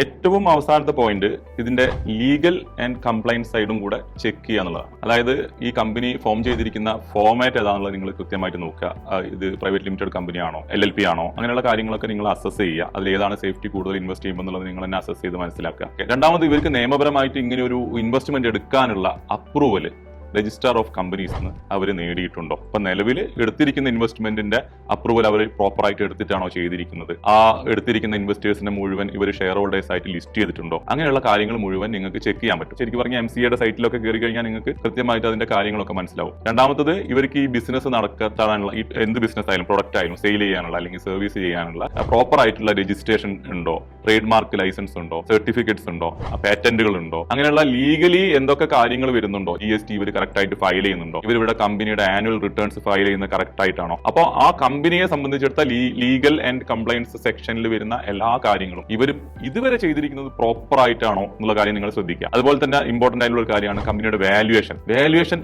ആരാണ് എടുത്തിരിക്കുന്നത്. അത് ശരിക്കും പറഞ്ഞാൽ IBBI സർട്ടിഫൈഡ് ആയിട്ടുള്ള അല്ലെങ്കിൽ അങ്ങനെ നമ്മുടെ ഇൻവെസ്റ്റ്മെന്റ് എടുക്കാൻ വേണ്ടി വാല്യുവേഷൻ കൊടുക്കാൻ ഓതറൈസ് ചെയ്തിരിക്കുന്ന രജിസ്റ്റേർഡ് വാല്യുവേറ്റേഴ്സ് ആണോ ഈ പറഞ്ഞിരിക്കുന്ന കമ്പനിയുടെ വാല്യുവേഷൻ കൊടുത്തിരിക്കുന്നത്. ഇത്രയും കാര്യങ്ങൾ നിങ്ങൾ ഈ ലീഗൽ ആൻഡ് കംപ്ലൈൻസ് സെക്ഷനിൽ ഒരു കമ്പനിയിൽ ഇൻവെസ്റ്റ് ചെയ്യാൻ പോകുന്നതിന് മുമ്പ് തന്നെ അസസ് ചെയ്ത് കൃത്യമായിട്ട് നിങ്ങൾക്ക് ഒരു അവയർനെസ് നിങ്ങൾ ഉണ്ടാക്കി വെക്കണം. എത്ര ടൈപ്പ് ഇൻവെസ്റ്റ്മെന്റ് ഇതിലുണ്ട്, നമ്മൾ ഏത് ഇൻവെസ്റ്റ്മെന്റ് ചെയ്യുന്നതാണ് നമുക്ക് കുറച്ചുകൂടി കൂടുതൽ മെച്ചം? മെയിൻ ആയിട്ട് 2 തരത്തിലുള്ള ഇൻവെസ്റ്റ്മെന്റ് ആണ് നമ്മൾ സ്റ്റാർട്ടപ്പ് കമ്പനീസിലേക്ക് ഉള്ളത്. ഒന്ന് ഇക്വിറ്റി ഫണ്ടിങ്, ഇക്വിറ്റി ഇൻവെസ്റ്റ്മെന്റ്. രണ്ടാമത്തത് ഡെപ്റ്റ് ഫണ്ടിങ്. പേര് പോലെ തന്നെ കൃത്യമായിട്ട് മനസ്സിലാവും. ഒന്നിൽ നമ്മൾ ഇക്വിറ്റി വാങ്ങുകയാണ് ചെയ്യുന്നത്, അതായത് കമ്പനിക്ക് ഇത്ര വാല്യുവേഷൻ ഉണ്ടെന്ന് വാല്യുവേഷൻ എടുത്ത് ഓരോ ഷെയറിന് ഇത്ര രൂപ എന്ന് കണക്കാക്കി ആ എമൗണ്ട് നമ്മൾ കമ്പനിയിൽ ഇൻവെസ്റ്റ് ചെയ്തിട്ട് ആ ഷെയർ നമ്മൾ വാങ്ങിക്കുകയാണ് ചെയ്യുന്നത്. അതാണ് ഇക്വിറ്റി ഫണ്ടിങ് എന്ന് പറയുന്നത്. രണ്ടാമത്തെ ടൈപ്പ് ഡെപ്റ്റ് ഫണ്ടിങ് ആണ്. ഡെപ്റ്റ് ഫണ്ടിങ് എന്ന് പറഞ്ഞു കഴിഞ്ഞാൽ നിങ്ങൾ ഒരു നിശ്ചിത എമൗണ്ട് പലിശ എനിക്ക് കമ്പനി തരണം എന്ന് കമ്പനിയുമായിട്ട് ഒരു കരാർ ഉണ്ടാക്കിയതിന്റെ അടിസ്ഥാനത്തിൽ നിങ്ങൾ കമ്പനിയിൽ ഇൻവെസ്റ്റ് ചെയ്യുന്നു. ആ എമൗണ്ട് ആ കമ്പനിയുടെ വാല്യുവേഷൻ കൂടുന്നതും കുറയുന്നതും എന്ത് തന്നെ സംഭവിക്കുന്നതും നിങ്ങളെ ബാധിക്കുന്നേ ഇല്ല. ഏതിൽ? ഡെപ്റ്റ് ഫണ്ടിങ്ങിൽ. ഇക്വിറ്റി ഫണ്ടിങ് അങ്ങനെയല്ല. ലോകത്തിൽ ഏറ്റവും കൂടുതൽ പ്രചാരത്തിലുള്ള ഒരു ഇൻവെസ്റ്റ്മെന്റ് മെത്തേഡ് അത് തന്നെയാണ്. അതിന്റെ പ്രത്യേകത എന്താണെന്ന് വെച്ച് കഴിഞ്ഞാൽ, ഇപ്പോൾ നിങ്ങൾ സപ്പോസ് ഒരു കമ്പനിയിൽ ഇൻവെസ്റ്റ് ചെയ്യുന്ന സമയത്ത് സ്റ്റാർട്ടിംഗിൽ ആ കമ്പനിയുടെ വാല്യുവേഷൻ 100 കോടിയാണെന്ന് വിചാരിക്കുക. നിങ്ങൾ അതിൽ ഇക്വിറ്റിയിൽ ഇൻവെസ്റ്റ് ചെയ്യുന്നു. ആ ഇക്വിറ്റി ഒരു വർഷത്തിനപ്പുറം 200 കോടി വാല്യുവേഷനിൽ പോകുക എന്ന് പറയുന്നതിന്റെ അർത്ഥം ആ ഇക്വിറ്റി ഡബിളായി, അവരുടെ കമ്പനിയുടെ വാല്യുവേഷൻ ഡബിളായി. അതിന് പ്രൊപ്പോർഷനേറ്റ് ആയിട്ട് നിങ്ങൾ എന്താണോ ഇൻവെസ്റ്റ് ചെയ്തിരിക്കുന്നത് അതും ഡബിളായി എന്നാണ് അതിന്റെ അർത്ഥം വരുന്നത്. അത് എത്ര ആവാം, 2 മടങ്ങാവാം, 3 മടങ്ങാവാം, 4 മടങ്ങാവാം. ഇതാണ് ലോകത്തിൽ ഏറ്റവും കൂടുതൽ ആളുകൾ പിന്തുടരുന്ന, കമ്പനീസ് പിന്തുടരുന്ന ഒരു ഇൻവെസ്റ്റ്മെന്റ് രീതി. ഏറ്റവും കൂടുതൽ റിട്ടേൺ കിട്ടാൻ പോകുന്ന ഒരു രീതിയും ഇത് തന്നെയാണ്. അപ്പോൾ നിങ്ങൾ ചോദിക്കും, ഈ പറഞ്ഞിരിക്കുന്നതിൽ ഇൻവെസ്റ്റ് ചെയ്തതിൽ ഏതെങ്കിലും ഒരു കമ്പനിയിൽ അങ്ങനെ ഇക്വിറ്റി ഇൻവെസ്റ്റ്മെന്റ് ചെയ്തതിന്റെ എന്തെങ്കിലും പ്രൂഫോ കാര്യങ്ങളോ അങ്ങനെ റിട്ടേൺ കിട്ടിയതുണ്ടോ എന്ന് ചോദിക്കാം. നമുക്ക് കേരളത്തിൽ തന്നെ ഒരുപാട് ഉദാഹരണങ്ങൾ, ഒരുപാട് കമ്പനീസ്, ഇന്ത്യയിലും കേരളത്തിലൊക്കെ ആയിട്ട് ഒരുപാട് കമ്പനീസ് ഇക്വിറ്റി ഫണ്ട് ചെയ്ത ആളുകൾക്ക് നേട്ടം നേടിക്കൊടുത്തത് നിങ്ങൾക്ക് നെറ്റിൽ നോക്കിയാലും യൂട്യൂബിൽ നോക്കിയാലും എവിടെ നോക്കിക്കഴിഞ്ഞാൽ നിങ്ങൾക്ക് കാണാൻ പറ്റും. ചെറിയൊരു എക്സാമ്പിൾ നമ്മുടെ ബൈജൂസ് ആണ്. 2011 ബൈജൂസ് തുടങ്ങുന്ന സമയത്ത് അതിന്റെ ഇനീഷ്യൽ വാല്യുവേഷൻ എന്ന് പറയുന്നത് വെറും 25 കോടി രൂപയായിരുന്നു. അത് ക്രമേണ കൂടി 2022 അതിന്റെ പീക്കിലെത്തിയ സമയത്ത് 1,65,000 കോടി രൂപയായിരുന്നു അതിന്റെ മാർക്കറ്റ് വാല്യുവേഷൻ. അപ്പം ആ ഒരു സമയത്ത് 2011 ഒരു 10 ലക്ഷം രൂപ അതിൽ ഇൻവെസ്റ്റ് ചെയ്യാൻ ഒരാൾക്ക് അവസരം കിട്ടിയിട്ടുണ്ടായിരുന്നെങ്കിൽ 2022 1,65,000 കോടി എന്ന പീക്ക് വാല്യുവേഷനിൽ നിൽക്കുന്ന സമയത്ത് ആ 10 ലക്ഷത്തിന്റെ വാല്യൂ എന്ന് പറയുന്നത് 660 കോടി രൂപയായിരുന്നു. അത് ഇപ്പോൾ സീറോ ആയില്ലേ എന്നൊരു ചോദ്യം വരാം ബൈജൂസിന്റെ കാര്യത്തിൽ. നമ്മളിപ്പോൾ പബ്ലിക് ആയിട്ട് ഒരു ഷെയർ എടുക്കുകയാണെങ്കിലും നമുക്ക് ഇൻവെസ്റ്റേഴ്സിന്റെ ഒരു കണക്ക് വേണം. ഞാൻ ഇത്ര രൂപ ഇൻവെസ്റ്റ് ചെയ്തു, അത് ഇത്ര രൂപയായാൽ ഞാൻ എക്സിറ്റ് അടിച്ചു പോകണം എന്നുള്ള കൃത്യമായ ഒരു മാർഗരേഖ നിങ്ങളുടെ കയ്യിൽ ഉണ്ടാവണം. എപ്പോഴാണോ നിങ്ങൾക്ക് ഏറ്റവും കൂടുതൽ ഇതിൻ്റെ അകത്ത് നിന്ന് റിട്ടേൺ കിട്ടിയെന്ന് തോന്നുന്നത് ആ ഓപ്ഷൻസിൽ, ആ ഒരു അവസരത്തിൽ എന്താണോ എക്സിറ്റ് ഓപ്ഷൻ ഉള്ളത് ആ എക്സിറ്റ് ഓപ്ഷൻ ഉപയോഗിച്ച് നിങ്ങൾ റിട്ടേൺ എടുക്കാൻ ശ്രദ്ധിച്ചിരിക്കണം. ഇപ്പം ബൈജൂസിന്റെ കേസ് മാത്രമല്ല, ഞാൻ പറഞ്ഞല്ലോ അൾട്രാ വയലറ്റ് ഓട്ടോമോട്ടീവ് എന്ന് പറഞ്ഞിട്ടുള്ള ഒരു കമ്പനിയുണ്ട്. ഒരുപാട് കമ്പനീസ്, നിങ്ങൾക്ക് എണ്ണിയാ തീരാത്ത അത്രയും കമ്പനീസുകളുടെ ഇൻവെസ്റ്റ്മെന്റും അതിൽ ഇക്വിറ്റിയിൽ ഇൻവെസ്റ്റ് ചെയ്തിരിക്കുന്ന ആളുകൾക്ക് കിട്ടിയിരിക്കുന്ന റിട്ടേണും നിങ്ങൾ വെറുതെ ഒന്ന് നെറ്റിൽ എടുത്ത് നോക്കുക. അപ്പൊ നിങ്ങൾക്ക് മനസ്സിലാവും, ഈ പറഞ്ഞ പോലെ ഇത് തലമുറകളുടെ വെൽത്ത് ആണ് കൊണ്ടുതരുന്നത്, ജസ്റ്റ് പ്രോഫിറ്റ് മാത്രമല്ല എന്നുള്ളത് നിങ്ങൾക്ക് മനസ്സിലാവും. അത്രയും ഇരട്ടിയാണ് ഇതിലുള്ള കാര്യങ്ങൾ. നേരത്തെ പറഞ്ഞത് ശ്രദ്ധിക്കുക, വീണ്ടും ഇൻവെസ്റ്റ്മെന്റ് ആണ്, റിസ്ക് ആണ്, മാർക്കറ്റിലെ എല്ലാ ഘടകങ്ങളും ഇതിനെ സ്വാധീനിക്കുന്നുണ്ട്. എന്നിരുന്നാലും വിജയിക്കുന്ന ഒരൊറ്റ സ്റ്റാർട്ടപ്പിലുള്ള ആ ഒരു ഇൻവെസ്റ്റ്മെന്റ് ഒരു വ്യക്തിക്ക് നേടിക്കൊടുക്കുന്നത് ശരിക്കും പറഞ്ഞാൽ തലമുറകളുടെ വെൽത്ത് അല്ലെങ്കിൽ സമ്പത്താണ് നേടിക്കൊടുക്കുന്നത്. അതുകൊണ്ട് മാത്രമാണ് നിങ്ങൾ ആലോചിച്ച് നോക്കാം, മുക്കിന് ഇപ്പൊ എവിടെ നോക്കിക്കഴിഞ്ഞാലും എന്ത് പരിപാടി നടത്തുകയാണെങ്കിലും അതിന്റെ ഒക്കെ കൂടെ ഒരു സ്റ്റാർട്ടപ്പ് ഇൻവെസ്റ്റ്മെന്റ് മീറ്റ് ഉണ്ടാവും. അത് ശരിക്കും പറഞ്ഞാൽ ഈ സ്റ്റാർട്ടപ്പ് കമ്പനികളെ സഹായിക്കാനും നാട് നന്നാക്കാനും വേണ്ടി മാത്രം നടത്തുന്ന ഒരു പരിപാടിയല്ല എന്ന് നിങ്ങൾ മനസ്സിലാക്കുക. ഇത് സംഘടിപ്പിക്കുന്ന ആളുകൾക്ക് അല്ലെങ്കിൽ കമ്പനികൾക്ക് വ്യക്തമായ ധാരണയുണ്ട്. ഈ പറഞ്ഞിരിക്കുന്ന നല്ലൊരു കമ്പനിയിൽ എനിക്ക് ഇൻവെസ്റ്റ് ചെയ്യാൻ പറ്റിക്കഴിഞ്ഞാൽ ഈ ഇൻവെസ്റ്റ് ചെയ്തിരിക്കുന്ന ഒരേ ഒരു ഇൻവെസ്റ്റ്മെന്റ് മതി എത്രയോ മടങ്ങ് ലാഭം നേടിത്തരാമെന്നും കൃത്യമായിട്ട് മനസ്സിലാക്കിയിട്ടാണ് ഈ ആളുകളൊക്കെ ഇതിലേക്ക് വീണ്ടും ഇൻവെസ്റ്റ് ചെയ്യുന്നത്. അപ്പോൾ ആ കാര്യങ്ങൾ വളരെ വ്യക്തമായിട്ട് നിങ്ങൾ മനസ്സിലാക്കുക. ഇതിനകത്തൊരു ചാൻസ് ഉണ്ടെന്ന് മനസ്സിലാക്കുക. ഇൻവെസ്റ്റ് ചെയ്യാൻ വേണ്ടിയിട്ട് ഒരു സ്റ്റാർട്ടപ്പ് കമ്പനി വന്നു കഴിഞ്ഞാലും ഞാൻ നേരത്തെ പറഞ്ഞിരിക്കുന്ന കാര്യങ്ങളൊക്കെ കൃത്യമായി അസസ് ചെയ്യുക, അനലൈസ് ചെയ്യുക. അതിൽ നിങ്ങൾക്ക് ഒരു പൊട്ടൻഷ്യൽ ഉണ്ടോ എന്ന് നിങ്ങൾ അസസ് ചെയ്യുക. ഇനി നിങ്ങളെ കൊണ്ട് പറ്റുന്നില്ല എന്നുണ്ടെങ്കിൽ നിങ്ങൾക്ക് ഇതിന് രജിസ്റ്റേർഡ് ആയിട്ടുള്ള ആളുകളെ സമീപിക്കാൻ പറ്റും. ഫിനാൻഷ്യൽ അഡ്വൈസേഴ്സ് ഉണ്ടാവും. ഒരു സ്റ്റാർട്ടപ്പ് കമ്പനി എന്ന് വന്ന് പറയുന്ന സമയത്ത് നാളെ ഒരാൾ ഇതിനെപ്പറ്റി അറിയില്ല എന്നുള്ള ഒരൊറ്റ കാരണം കൊണ്ട് നോ എന്ന് പറയാനുള്ള ഒരു സംഭവം ഉണ്ടാവാൻ പാടില്ല. അനലൈസ് ചെയ്തതിനു ശേഷം നിങ്ങൾക്ക് മനസ്സിലാവുകയാണ്, ഓക്കെ ഇതിൽ ഇൻവെസ്റ്റ് ചെയ്യാനുള്ള സ്കോപ്പ് ഒന്നും ഇല്ല എന്ന് തോന്നുകയാണെങ്കിൽ നിങ്ങൾ റിജക്ട് അടി, കുഴപ്പമൊന്നുമില്ല. അപ്പൊ ഇത് അറിഞ്ഞിരിക്കുക എന്നുള്ളതാണ് ഏറ്റവും ഇമ്പോർട്ടന്റ് ആയിട്ടുള്ള ഒരു ഘടകം. എന്താണ് ഈ സാധനം നമ്മൾ കൃത്യമായിട്ട് അറിഞ്ഞിരിക്കണം. ഇൻവെസ്റ്റ്മെന്റ് ചെയ്യാനുള്ള കമ്പനിയെ നമ്മൾ തിരഞ്ഞെടുത്തു. ഇനി നമ്മൾ ഇക്വിറ്റി അതിൽ ഇൻവെസ്റ്റ് ചെയ്ത് കഴിഞ്ഞാൽ അതെങ്ങനെ നമുക്ക് തിരിച്ചു കിട്ടും? ഓക്കെ, അതിന് ഒരു സെക്കൻഡറി മാർക്കറ്റ് ഉണ്ട്. മാർക്കറ്റിൽ നിങ്ങൾ എടുത്തിരിക്കുന്ന സാധനങ്ങൾ എന്താണോ ഷെയർ അത് പുറത്ത് വിൽക്കാനുള്ള അവകാശം ഈ പറഞ്ഞിരിക്കുന്ന നിങ്ങളുടെ കമ്പനി ഉണ്ടാക്കിയിരിക്കുന്ന എഗ്രിമെന്റ് പ്രകാരം ഉണ്ടെങ്കിൽ നിങ്ങൾ അത് പുറത്ത് വ്യക്തികൾക്കോ സ്ഥാപനങ്ങൾക്കോ വിൽക്കുന്നതിന് യാതൊരു തടസ്സമില്ല. ഇനി ചിലപ്പോൾ നിങ്ങളായിട്ട് ഉണ്ടാക്കിയിരിക്കുന്ന എഗ്രിമെന്റിൽ കമ്പനി തന്നെ പറഞ്ഞിട്ടുണ്ടാവും നെക്സ്റ്റ് സക്സസ്ഫുള്ളി ഒരു നല്ലൊരു വാല്യുവേഷൻ റൗണ്ടിൽ പുറമേ നിന്ന് ഇൻവെസ്റ്റ്മെന്റ് വരികയാണെങ്കിൽ നിങ്ങളെ ഷെയർ ഞങ്ങൾ തന്നെ ബൈബാക്ക് ചെയ്യാമെന്ന് ചില കമ്പനീസ് ഓഫർ തരാറുണ്ട്. അപ്പൊ നിങ്ങൾക്ക് ആ സംഭവം യൂസ് ചെയ്യാം. ഇനി ഇതൊന്നും വേണ്ട, ഞാനിത് കൊടുക്കുന്നൊന്നുമില്ല, ഏതായാലും ഞാനിത് റിസ്ക് എടുത്ത് ഇൻവെസ്റ്റ് ചെയ്തിരിക്കുന്നതാണ്, കുറച്ചങ്ങനെ പോട്ടെ അവിടെ കിടക്കട്ടെ എന്ന് വിചാരിക്കുകയാണെങ്കിൽ നിങ്ങൾക്ക് വാല്യുവേഷൻ കൂടുന്നത് വരെ വീണ്ടും വാല്യുവേഷൻ കൂടുന്നത് വരെ വെയിറ്റ് ചെയ്യാം. അത് അപ് ടു യു, എന്ത് ചെയ്യണമെന്ന് തീരുമാനിക്കേണ്ടത് നിങ്ങളാണ്. ഇനി ചില കമ്പനീസിന് IPO പ്ലാൻസ് ഉണ്ടാവും. IPO പ്ലാൻസ് ഉള്ള കമ്പനി ആണെങ്കിൽ അത് ലിസ്റ്റ് ചെയ്യുന്ന സമയത്ത് നിങ്ങൾക്ക് പബ്ലിക് ആയിട്ട് തന്നെ നിങ്ങൾക്ക് എന്ത് ചെയ്യാൻ പറ്റും, സ്റ്റോക്ക് മാർക്കറ്റിൽ തന്നെ നിങ്ങൾക്ക് ഷെയർ ചെയ്തിട്ട് സെൽ ഔട്ട് ചെയ്യാൻ പറ്റും. ഇനി അതുമല്ല, ചില കമ്പനീസിന് ആളുകൾ ഏറ്റെടുക്കാറുണ്ട്. ചില സ്ഥാപനങ്ങൾ ഇപ്പം കുറച്ചൊരു ലെവലിൽ എത്തിക്കഴിഞ്ഞാൽ വേറെ കമ്പനീസ്, അതേ ഡൊമൈനിലുള്ള കമ്പനീസ് വന്നിട്ട് മെർജ് ചെയ്യാറുണ്ട്. അതുപോലെ തന്നെ അക്വിസിഷൻസ് ഉണ്ടാവാറുണ്ട്. അങ്ങനെയുള്ള സമയത്തും ഇപ്പം ബൈജൂസ് ഏറ്റെടുത്തൊരു കമ്പനിയാണ് വൈറ്റ് ഹാറ്റ് ജൂനിയർ എന്ന് മറ്റൊരു കമ്പനി. 2018 അത് ഫോം ചെയ്തത്. കരൺ ബജാജ് എന്ന് പറഞ്ഞ ഒരാളായിരുന്നു അതിന്റെ ഫൗണ്ടർ. അത് 2020 അത് വിൽക്കുന്ന സമയത്ത് ഏതാണ്ട് 2020 200 കോടി രൂപയ്ക്കാണ് അത് വിറ്റുപോകുന്നത്. അതിന്റെ ഇനീഷ്യൽ വാല്യുവേഷൻ ശരിക്കും പറഞ്ഞാൽ 8 കോടിയായിരുന്നു 2018 അത് തുടങ്ങുന്ന സമയത്ത് ഉണ്ടായിരുന്നത്. 2019 140 കോടിയായി. ആ കമ്പനിനെയാണ് ബൈജൂസ് 2250 കോടിക്ക് ഏറ്റെടുക്കുന്നത്. അപ്പം ഇത്രയും ഓപ്ഷൻസ് നിങ്ങൾക്ക് ഈ പറഞ്ഞിരിക്കുന്ന ഇൻവെസ്റ്റ്മെന്റ് ചെയ്തിട്ടുണ്ടെങ്കിൽ, ഇക്വിറ്റി ഇൻവെസ്റ്റ്മെന്റ് ചെയ്തിട്ടുണ്ടെങ്കിൽ നിങ്ങൾക്ക് സെൽ ഔട്ട് ചെയ്തിട്ടോ ഏതെങ്കിലും ഒരു ഓപ്ഷൻസിൽ നിങ്ങൾക്ക് പണം നിങ്ങളുടെ അക്കൗണ്ടിലേക്ക് തിരികെ വരാനുള്ള ഓപ്ഷൻസ് നിലവിലുണ്ട്. അപ്പം ഇത് കുറെ ആളുകൾക്ക് അറിയില്ല ഇത്രയും ഓപ്ഷൻസ് നിലവിലുണ്ട് എന്നുള്ള കാര്യം. അപ്പൊ അത് നിങ്ങളുടെ അഗ്രിമെന്റിലും കൃത്യമായിട്ട് കമ്പനീസ് പറഞ്ഞിട്ടുണ്ടാവും. ഇത്രയും കാര്യങ്ങൾ നിങ്ങൾ മനസ്സിലാക്കുക. ഇത്രയും ഓപ്ഷൻസ് നിങ്ങൾക്ക് ഒരു സ്റ്റാർട്ടപ്പ് കമ്പനിയിൽ ഇൻവെസ്റ്റ് ചെയ്ത് കഴിഞ്ഞാൽ സെൽ ഔട്ട് ചെയ്യാനും നിങ്ങളുടെ പൈസ ലിക്വിഡ് ആക്കാനുള്ള കാര്യങ്ങൾ ഉണ്ടാവും എന്നുള്ള കാര്യം നിങ്ങൾ വ്യക്തമായിട്ട് മനസ്സിലാക്കുക. എങ്ങനെയാണ് ഈ കമ്പനികൾ നമ്മുടെ വാല്യുവേഷനിലേക്ക് എത്തിച്ചേരുന്നത്? നമ്മളെങ്ങനെയാണ് ഇതിൽ ഇൻവെസ്റ്റ് ചെയ്യാന്നുള്ളത് അറിയാൻ കഴിയുന്നത്? ഈ വാല്യുവേഷൻ നിർണ്ണയത്തിന് പിറകിൽ പല ഘടകങ്ങളുണ്ട്. ശരിക്കും പറഞ്ഞു അതിനെ പല ഇന്റേണൽ ആൻഡ് എക്സ്റ്റേണൽ ഫാക്ടേഴ്സും ഇൻഫ്ലുവൻസ് ചെയ്യുന്നുണ്ട്. കമ്പനിയുടെ മാർക്കറ്റ് പൊട്ടൻഷ്യൽ, ഫൗണ്ടേഴ്സ്, അവരുടെ പ്രൊജക്ഷൻസ് എല്ലാം, സ്കെയിലബിലിറ്റി, നേരത്തെ പറഞ്ഞിരിക്കുന്ന എല്ലാ ഘടകങ്ങളും നോക്കിയിട്ടാണ് ശരിക്കും പറഞ്ഞാൽ ഒരു കമ്പനിക്ക് നമ്മൾ എത്രയാണ് മാർക്കറ്റ് വാല്യുവേഷൻ എന്നുള്ളത് ഒരു രജിസ്റ്റേർഡ് വാല്യുവേറ്റർ കണക്കാക്കുന്നത്. നമ്മുടെ നാട്ടിലുള്ള ഏറ്റവും HR ജയന്റ് തന്നെ പറയാം ഇൻഡസ്ട്രിയിലുള്ള നൗക്രിയുടെ ഏറ്റവും പീക്കായിട്ടുള്ള ഒരു വാല്യുവേഷൻ എന്ന് പറയുന്നത് 1,26,000 കോടി രൂപയായിരുന്നു മാർക്കറ്റ് വാല്യുവേഷൻ. മാർക്കറ്റ് ക്യാപ്പ് അത്രത്തോളം പോയിട്ടുണ്ടായിരുന്നു നൗക്രിയുടേത്. പക്ഷെ അവർ 30 വർഷത്തിൽ കൂടുതൽ വർഷം എടുത്തു അത്രയും ഒരു വലിയൊരു പ്രസ്ഥാനം കെട്ടിപ്പടുക്കാനെങ്കിൽ അപ്ന എന്ന് പേരുള്ള ഒരു കമ്പനി വെറും 18-19 മാസം കൊണ്ട് തന്നെ യൂണിക്കോണിൽ എത്തുകയുണ്ടായി. നമ്മുടെ ഇന്ത്യയിൽ തന്നെ ഏറ്റവും ഫാസ്റ്റസ്റ്റ് യൂണിക്കോൺ ആയ കമ്പനികളിൽ ഒന്നും കൂടിയാണ് അപ്ന എന്ന് പറയുന്ന കമ്പനി. ഇത് HR ടെക്കിലാണ് അവർ വർക്ക് ചെയ്യുന്നത്. അപ്പം 19 മാസം കൊണ്ട് 8,000 കോടി രൂപയുടെ അടുത്ത് അവർക്കും വാല്യുവേഷൻ കിട്ടി. അതാണ് പറയുന്നത് ഈ വാല്യുവേഷൻ എന്ന് പറയുന്ന ഘടകം പലതിനെയും ആശ്രയിച്ചിരിക്കുന്നു. ഡിപ്പെൻസ് ആണ്, വേരി ചെയ്യുന്ന ഒരു ഫാക്ടറും കൂടിയാണത്. ഓക്കെ, പിന്നെ ഈ സ്റ്റാർട്ടപ്പിൽ എങ്ങനെ ഇൻവെസ്റ്റ് ചെയ്യാൻ പറ്റും എന്നുള്ള കാര്യം അത് നിങ്ങൾക്ക് പത്രത്തിലൊന്നും വായിക്കാൻ കിട്ടില്ല. അൺലെസ് അതർവൈസ് നിങ്ങളൊരു പ്രോപ്പർ ഏഞ്ചൽ ഇൻവെസ്റ്ററോ നിങ്ങളൊരു VC-ലെ മെമ്പറോ ഒന്നും അല്ലെങ്കിൽ നിങ്ങൾക്ക് അതിനുള്ള ഇൻഫർമേഷനും കിട്ടാനുള്ള ചാൻസ് ഒന്നുമില്ല. പകരം ഈ പറഞ്ഞിരിക്കുന്ന ഫ്രണ്ട്സ് ആൻഡ് ഫാമിലി റൗണ്ട് വരുന്ന സമയത്ത് ആരാണോ ഇത് തുടങ്ങിയിരിക്കുന്ന ആളുകൾ, ആരാണോ ഇതിന്റെ ഫൗണ്ടേഴ്സ്, കോ ഫൗണ്ടേഴ്സ്, അവർ ആദ്യം ഈ കാര്യം പറയുക ആരടുത്തായിരിക്കും? അവരുടെ ഫ്രണ്ട്സിന്റെ അടുത്തായിരിക്കും, ക്ലോസ് റിലേറ്റീവ്സിന്റെ അടുത്തായിരിക്കും. അവർ പോയാൽ ഇൻവെസ്റ്റ്മെന്റ് കിട്ടുന്ന ഉറപ്പുള്ള ആളുകളുടെ അടുത്തായിരിക്കും തീർച്ചയായിട്ടും അവർ ഇൻവെസ്റ്റ്മെന്റിന് വേണ്ടി വരിക. അപ്പോൾ ആ ഒരു കാര്യം കൂടി നിങ്ങൾ മനസ്സിലാക്കുക. ഇവർ ആദ്യം സമീപിക്കുന്ന ആളുകളിൽ വളരെ ചുരുക്കം, എല്ലാ ഫ്രണ്ട്സിന്റെ അടുത്തും പോയി ഇവർ പറഞ്ഞോളുന്നില്ല. കാരണം ഇൻവെസ്റ്റ്മെന്റിനാണ് പോകുന്നത്, അനുഗ്രഹത്തിന് വേണ്ടിയിട്ടല്ല. അപ്പൊ അതിന് കപ്പാസിറ്റി ഉണ്ടെന്ന് തോന്നുന്ന ആളുകളുടെ അടുത്താണ് ഇവർ സമീപിക്കുക. അപ്പൊ സംഭവിക്കുന്ന ഏറ്റവും മെയിൻ കാര്യം എന്തായിരിക്കും? അവർക്ക് ഇത് അറിയില്ല. അപ്പൊ അവർക്ക് എന്താ ചെയ്യേണ്ടതെന്ന് മനസ്സിലാവാത്തത് കൊണ്ട് കുറെ ആൾക്കാർ അങ്ങോട്ടും ഇങ്ങോട്ടും ഇല്ലാത്ത രീതിയിൽ നിൽക്കും. പിന്നെ വാല്യുവേഷന്റെ ഘടകം പറയുന്ന സമയത്ത് മനസ്സിലാക്കേണ്ട വേറൊരു കാര്യം കൂടിയാണത്. ഈ വാല്യുവേഷൻ അപ്വേർഡ് മാത്രമല്ല പോവുക, വാല്യുവേഷൻ ഡൗൺവേർഡും വരാം. പിന്നെയും കുറെ ആളുകൾ ചോദിക്കും ഈ കമ്പനി നഷ്ടത്തിലായി പൊട്ടി എന്ന് വിചാരിക്കുക, അപ്പൊ എന്ത് സംഭവിക്കും എന്നുള്ള ക്വസ്റ്റ്യൻസും വരാം. തീർച്ചയായിട്ടും അങ്ങനത്തെ ക്വസ്റ്റ്യൻസ് ഉണ്ടാവാറുണ്ട്, അങ്ങനെ സംഭവിച്ചിട്ടുണ്ട്. അപ്പം ലാഭത്തിൽ എന്താണോ ഒരു കമ്പനി നിങ്ങൾക്ക് തരാൻ ബാധ്യസ്ഥരായിരിക്കുന്നത്, അതുപോലെ തന്നെ നഷ്ടം വരുമ്പോൾ എന്താണോ നമ്മുടെ നീതി ന്യായ വ്യവസ്ഥകളൊക്കെ പറയുന്നത്, ഇന്ത്യൻ നിയമം വെച്ചിട്ട് എന്താണോ പറയുന്നത്, ആ കമ്പനിയുടെ ഫോം എന്ത് ഫോമിലാണോ അതുള്ളത്, അത് വെച്ചിട്ട് നഷ്ടത്തിലാണെങ്കിൽ പോലും ഒരു ഇൻവെസ്റ്ററെ എങ്ങനെ സെറ്റിൽ ചെയ്യണം എന്നുള്ളത് വ്യക്തമായ നിയമ നടപടിക്രമങ്ങളൊക്കെ ഉണ്ട്. അതൊക്കെ പാലിക്കാൻ എല്ലാ സ്റ്റാർട്ടപ്പ് കമ്പനീസും ബാധ്യസ്ഥരാണ്. നൗഷാദിന് ഈ സ്റ്റാർട്ടപ്പ് തുടങ്ങുന്നതിനേക്കാട്ടും മുമ്പ് ഈ കാര്യങ്ങളെ പറ്റിയെല്ലാം അറിയാമായിരുന്നു? ഈ സ്റ്റാർട്ടപ്പിൽ വന്നതിന് ശേഷമാണ്, അല്ലെങ്കിൽ സ്റ്റാർട്ടപ്പിന്റെ ഫൗണ്ടർ ആവുന്ന ഒരു ഘട്ടത്തിലാണ് ഞാൻ ഇതിന്റെ ഇൻവെസ്റ്റ്മെന്റും കാര്യങ്ങളൊക്കെ എങ്ങനെയാണെന്നുള്ളത് പഠിച്ചു തുടങ്ങിയത്. ശരിക്കും പറഞ്ഞാൽ കഴിഞ്ഞ 10-20 വർഷം ഞാൻ ഫിനാൻസ് ഇൻഡസ്ട്രിയിലായിരുന്നെങ്കിൽ പോലും ഈ പറഞ്ഞിരിക്കുന്ന ഒരു മേഖല, സ്റ്റാർട്ടപ്പിന്റെ ഇൻവെസ്റ്റ്മെന്റ് എന്താണ്, അതെങ്ങനെയാണ് എടുക്കുക, അല്ലെങ്കിൽ അതെങ്ങനെയാണ് ഒരാളടുത്ത് വാങ്ങുക എന്നുള്ളതൊക്കെ ഞാൻ ഇതിൽ വന്നതിന് ശേഷം ഈ ഡൊമൈൻ ഡിമാൻഡ് ചെയ്തതിനെ കൊണ്ട് മാത്രം ഞാൻ പഠിച്ചെടുത്ത കാര്യങ്ങളാണ്. ഒരിക്കലും ഞാനൊരു രജിസ്റ്റേർഡ് ഫിനാൻഷ്യൽ എക്സ്പേർട്ടോ അതല്ലെങ്കിൽ ഒരു അഡ്വൈസറോ ഒന്നുമല്ല. ഈ വീഡിയോ കാണുന്ന ആളുകളും ശ്രദ്ധിക്കുക, ഇതൊരു അവയർനെസ് വീഡിയോ പോലെയാണ് നമ്മൾ ഇറക്കുന്നത്. നിങ്ങൾ ഏതെങ്കിലും കമ്പനിയിൽ ഇൻവെസ്റ്റ് ചെയ്യുന്നുണ്ടോ, അല്ലെങ്കിൽ നിങ്ങൾ ഏതെങ്കിലും സ്റ്റാർട്ടപ്പിൽ ഇൻവെസ്റ്റ് ചെയ്യുന്നുണ്ടോ, നിങ്ങൾ രജിസ്റ്റേർഡ് ആയിട്ടുള്ള ഫിനാൻഷ്യൽ അഡ്വൈസേഴ്സിന്റെ അടുത്ത് അഡ്വൈസും കാര്യങ്ങളും എടുത്തിരിക്കണം.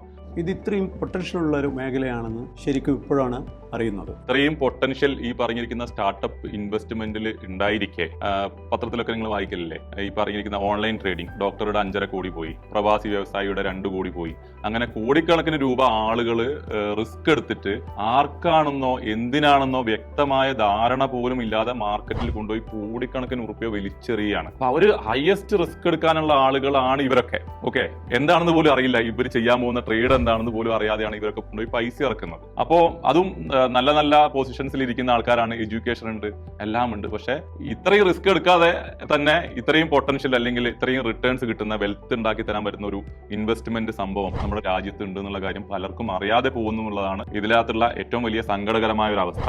ഒരു പക്ഷേ അറിഞ്ഞിട്ടുണ്ടായിരുന്നെങ്കിൽ ആളുകൾ ഇതിലേക്ക് വീണ്ടും വീണ്ടും ഈ സ്റ്റാർട്ടപ്പ് ഇൻവെസ്റ്റ്മെന്റിലേക്ക് വന്നേനെ. ഈ പുറത്ത് അറിയാത്ത ട്രേഡുകളിലേക്ക് പോകുന്നതിന് പകരം ഇവരൊക്കെ ഈ സ്റ്റാർട്ടപ്പ് കമ്പനികളെ അസസ് ചെയ്ത് ആ നല്ല നല്ല സ്റ്റാർട്ടപ്പുകളിലേക്ക് ഈ ഇൻവെസ്റ്റ്മെന്റിനെ തിരിച്ചു വിട്ടേനെ, അല്ലെങ്കിൽ തിരിച്ചു വിടും എന്നുള്ളതും കൂടി എൻ്റെ ഒരു പ്രതീക്ഷയാണ് ഈ ഒരു വീഡിയോ ചെയ്യുന്നതിലൂടെ. നൗഷാദ് ഇപ്പം സബ്കാ ജോബ് ആപ്പിൻ്റെ ഫൗണ്ടറാണല്ലോ. അതിനെപ്പറ്റി നൗഷാദ് ഒന്ന് കുറച്ച് കാര്യങ്ങൾ വിശദമായി ഒന്ന് പറഞ്ഞു തരും. ഞാൻ ഫൗണ്ടറായുള്ള എംഫോക്സ് സൊല്യൂഷൻസ് പ്രൈവറ്റ് ലിമിറ്റഡ് എന്ന പേരുള്ള കമ്പനിയുടെ പ്രൊഡക്റ്റാണ് ഈയിടെ നമ്മുടെ കേരള മാർക്കറ്റിൽ ഇറങ്ങിയിരിക്കുന്ന HR ടെക്കിൽ വരുന്ന മൊബൈൽ ആപ്പായ സബ്ക.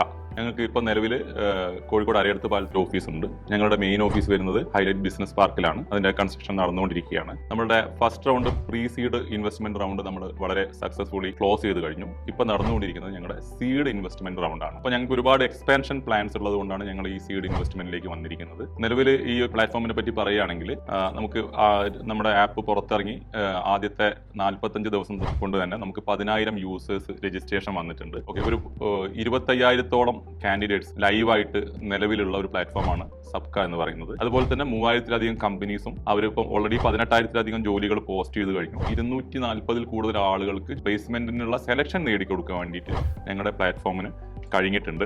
ഇത്രയാണ് ഇപ്പം ഈ കമ്പനിയുടെ നിലവിലുള്ള സ്റ്റാറ്റസ്. നമ്മൾ റവന്യൂ മോഡലിലേക്ക് കടന്നിട്ടില്ല.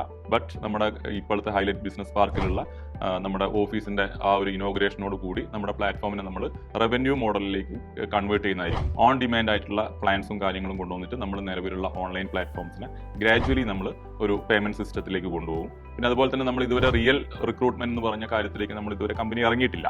അപ്പോൾ ഓഫീസിന്റെ ഒരു ഫംഗ്ഷനിങ് തുടങ്ങുന്നതോടുകൂടി തന്നെ നമ്മൾ റിയൽ റിക്രൂട്ട്മെന്റിലേക്കും കൂടി കേരള മാർക്കറ്റിൽ വരികയാണ്. അത് പക്ഷേ സാധാരണ നിങ്ങൾ കണ്ടുവരുന്ന ഒരു രീതിയിലുള്ള ട്രഡീഷണൽ രീതിയിലുള്ള റിക്രൂട്ട്മെന്റ് ആയിരിക്കില്ല ഒരിക്കലും. വേറൊരു കുറച്ച് കാര്യങ്ങളൊക്കെ ഇംപ്ലിമെന്റ് ചെയ്യാനുണ്ട്. ആ കാര്യങ്ങൾ ഇംപ്ലിമെന്റ് ചെയ്ത് ഒരു വ്യത്യസ്തമായ രീതിയിലായിരിക്കും ഞങ്ങളുടെ റിക്രൂട്ട്മെന്റും കാര്യങ്ങളൊക്കെ മുന്നോട്ട് പോവുക. അതിന്റെ കൂടെ തന്നെ നമുക്ക് എബ്രോഡ് ജോബ്സ്, മെയിൻലി നമുക്ക് ഗൾഫ് രാജ്യങ്ങളിൽ നിന്നുള്ള ഒരുപാട് ജോലി ഒഴിവുകൾ നമ്മുടെ പ്ലാറ്റ്ഫോമിൽ നമുക്ക് പബ്ലിഷ് ചെയ്യാനുള്ള ഒരു പ്ലാൻ ഉണ്ട്. അതിനുള്ള ഡിസ്കഷൻ നടത്തിക്കൊണ്ടിരിക്കുന്ന അവിടെയുള്ള പല കമ്പനീസുമായിട്ടും.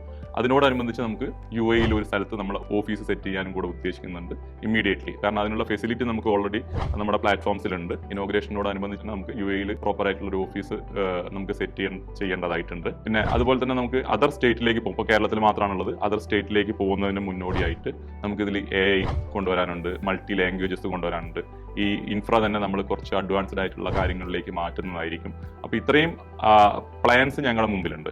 ആ പ്ലാൻസിലേക്ക് വേണ്ടിയിട്ടാണ് നമ്മൾ ഈ പറഞ്ഞിരിക്കുന്ന സീഡ് ഫണ്ടിങ്ങിലും ഇൻവെസ്റ്റ്മെന്റിലേക്കും വരുന്നത്. അപ്പം അത്രയും പൊട്ടൻഷ്യൽ ഇതിനകത്തുണ്ട്.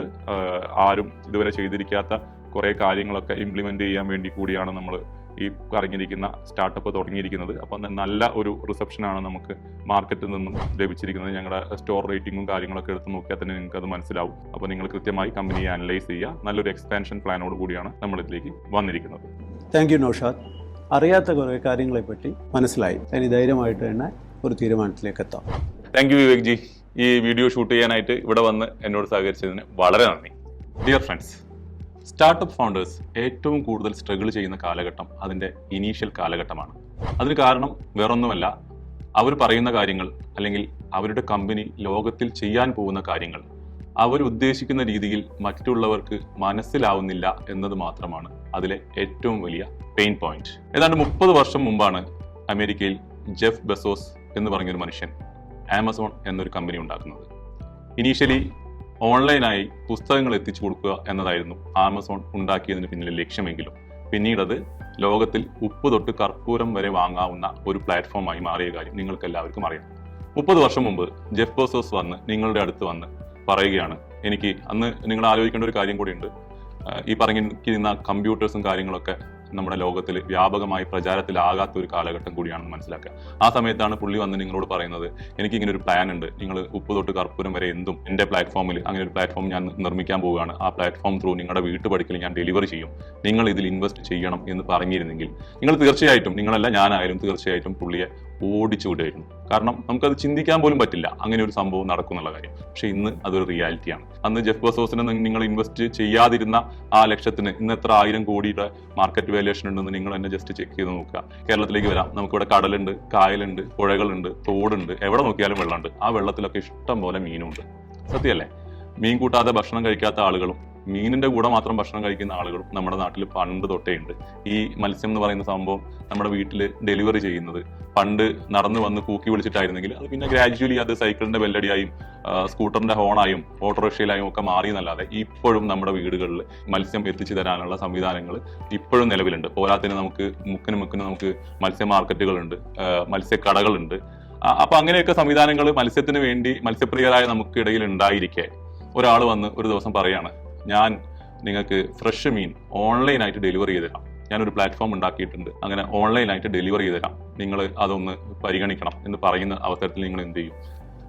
ഒരു ശരാശരി കേരളീയനാണെങ്കിൽ പുള്ളിനെ ഓടിച്ചു വിടും, പോരാത്തതിന് ഒരു കല്ല് കിട്ടിയിട്ടുണ്ടെങ്കിൽ ഒരു ഏറും കൊടുക്കും, ശരിയല്ലേ? പക്ഷേ ആ പുള്ളി ഓടി പോയി വേറൊരു മലയാളിയുടെ അടുത്ത് എത്തുകയാണ്. ആ പുള്ളി ഇങ്ങനെ വീഡിയോ ഗെയിമൊക്കെ കളിച്ചുകൊണ്ടിരിക്കുന്ന ഒരു പുള്ളിയുടെ അടുത്ത് വന്ന് ഈ കാര്യം പറഞ്ഞപ്പോൾ ഈ പുള്ളിക്ക് കൈ കൊടുക്കുകയാണ്. അങ്ങനെ കൈ കൊടുത്തുണ്ടാക്കിയ കമ്പനിയാണ് ഇന്ന് ഇന്ത്യയിലും UAE-യിലുമായിട്ട് 160ന്റെ മുകളിൽ സ്റ്റോറുകളിലായിട്ട് ഫ്രഷ് മീനിനും ഫ്രഷ് മീറ്റിനും ആളുകൾ ആശ്രയിക്കുന്ന ഫ്രഷ് ടു ഹോം എന്ന കേരള ബേസ്ഡ് സ്റ്റാർട്ടപ്പ് കമ്പനി.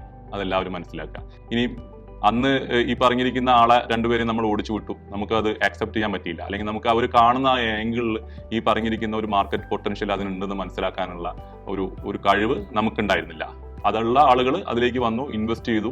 ഇനി മൂന്നാമത്തെ ഒരു ഇൻസിഡന്റിനോട് പറയാം. നമ്മൾ ഈ സ്റ്റാർട്ടപ്പിന്റെ ചരിത്രമൊക്കെ പറയുന്ന സമയത്ത് ഇലോൺ മസ്ക് എന്ന് പറഞ്ഞ ആളെ പറ്റി പറയാതെ നമുക്ക് ഇതൊരിക്കലും കൺക്ലൂഡ് ചെയ്യാൻ പറ്റില്ല. കാരണം സ്റ്റാർട്ടപ്പ് വേൾഡിൽ തന്നെ നമ്പർ 1 സൂപ്പർ സ്റ്റാർ ആരാണെന്ന് ചോദിച്ചു കഴിഞ്ഞാൽ ഒറ്റ ഉത്തരേ ലോകത്തിലുള്ളൂ, ഇലോൺ മസ്ക്. പുള്ളിക്ക് എത്ര കമ്പനി ഉണ്ട് എന്നുള്ള കാര്യങ്ങളൊക്കെ നിങ്ങൾക്ക് തന്നെ എന്നെക്കാളും കൂടുതലായിട്ട് അറിയാണ്ടാവും.